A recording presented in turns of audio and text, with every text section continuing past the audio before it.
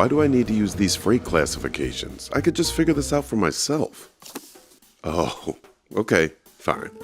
This book actually helps, but what I want to know is why it is the way it is and how it came to be.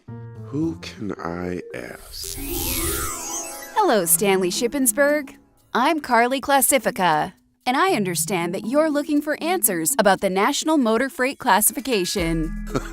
I was really just wondering out loud. I wasn't expecting a random person to pop up on my screen. Well, you should have been. Now it's time for me to answer everything you wanted to know about freight classification, but were afraid to ask. And why would I be afraid to ask? It's a turn of phrase, my friend. And since we're turning phrases, do you know why we have a National Motor Freight Classification? Not specifically.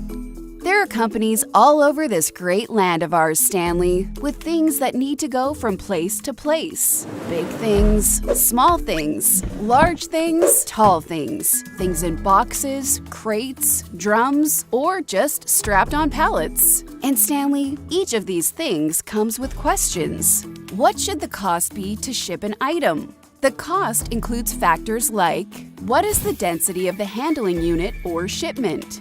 What will be involved with handling it? What's it going to take to stow it?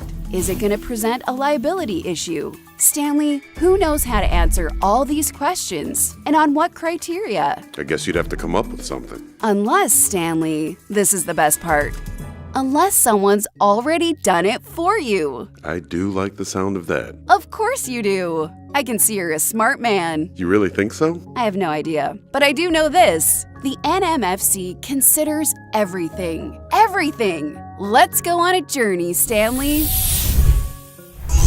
Look at all this, Stanley. How would you classify each of these items so you can determine the associated costs with shipping them? Why do I have a feeling that's a rhetorical question and you've already got an answer in mind? Maybe you really are smart. I knew you thought so. Tell yourself that. Stanley, each of these items fits into one of 18 numerical categories. The National Motor Freight Traffic Association determines the classification's provisions and meets 3 times a year to update them. Class 50 is the most favorable. Class 500 is the least favorable. So how do I find the classification of a product and when do I need to know it? You find them first by the nouns and then by the adjectives in the classification. If you know what your product is, it's a breeze, especially when you use Class IT. When you're looking for a classification, if the product is specifically named, then it will be easy to identify. If not, then you have to broaden your search to more general nouns and find the most applicable item for your product. If the most specific item has classes based on density, then you need to know the density of your shipment at the time of tender. So how do I determine the density? It's pounds per cubic foot. Now, you won't believe this, but higher density puts an item in a lower class. This box of ping pong balls is the same size as this concrete block, but the concrete block is more dense and less likely to be damaged, so it is more favorable.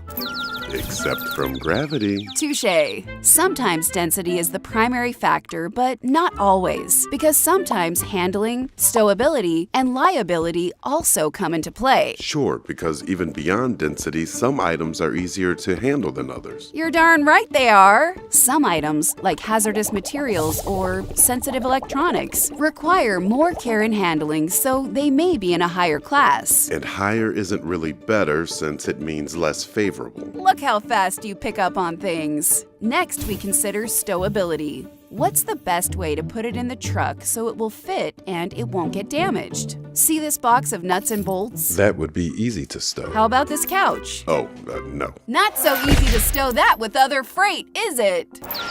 So the stowability issues will put the couch in a higher class. I fell through to China. I'm sure you did. Now, we also have to consider liability.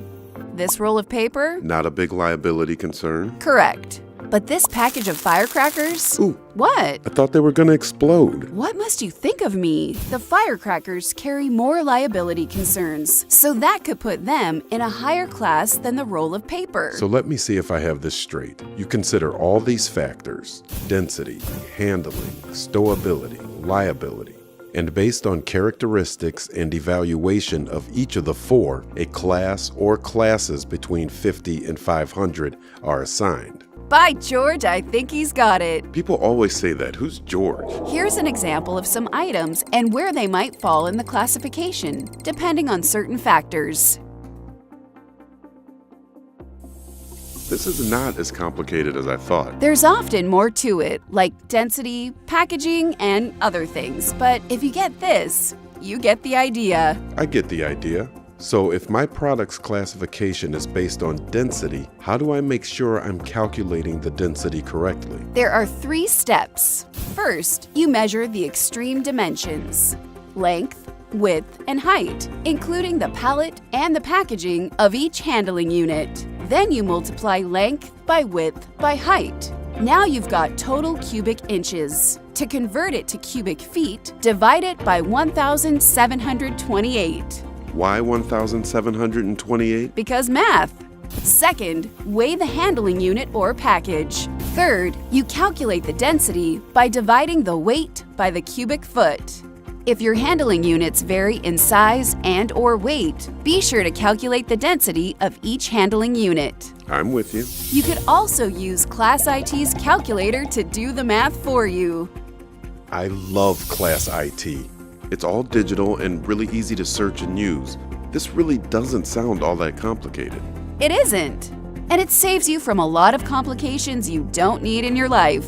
Such as? Such as a call you don't want from your carrier because an item was classified incorrectly and they need to correct it. That will waste time and cost you money. Cost me money? If the carrier has to reclassify, it may change your freight charges. Ducked that one. Yeah, because you're learning to classify freight like a pro. Also, if your items are classified correctly, the carrier will know what they are picking up, transporting, and delivering, which means satisfied customers. I need as many of those as I can get. Of course you do, Stanley. That's why the National Motor Freight Classification is a shipper's best friend. How do I make sure I complete the process? Once you've determined your applicable NMFC item, you just fill out all the required documentation, like your bill of lading, and be sure to enter the correct item number, description, and freight class, along with all other relevant information. Then you package your shipment, contact your LTL motor carrier to pick it up, and it's on its way. And if I have any questions along the way? NMFTA's Class IT, the online version of the NMFC book, can answer most of your questions. But you can also check with your carrier or broker. And if you're not sure you've interpreted something correctly, you can always send a request to the classification team at NMFTA for their opinion. There's help available all along the way. I love this system. Thank you for this amazing journey, Carly. Think nothing of it. How did you do that? Do what? That whole thing with the computer and the amazing journey and, you did... Can I answer any more questions for you about the National Motor Freight Classification, sir? No, I think I got it. We're always here if you need our help. I don't know what just happened or if I just imagined the whole thing, but what I do know is that classifying freight is just what I need to make our shipping operations successful. For more information about NMFC, Class IT, and interpretations, please visit www.nmfta.org.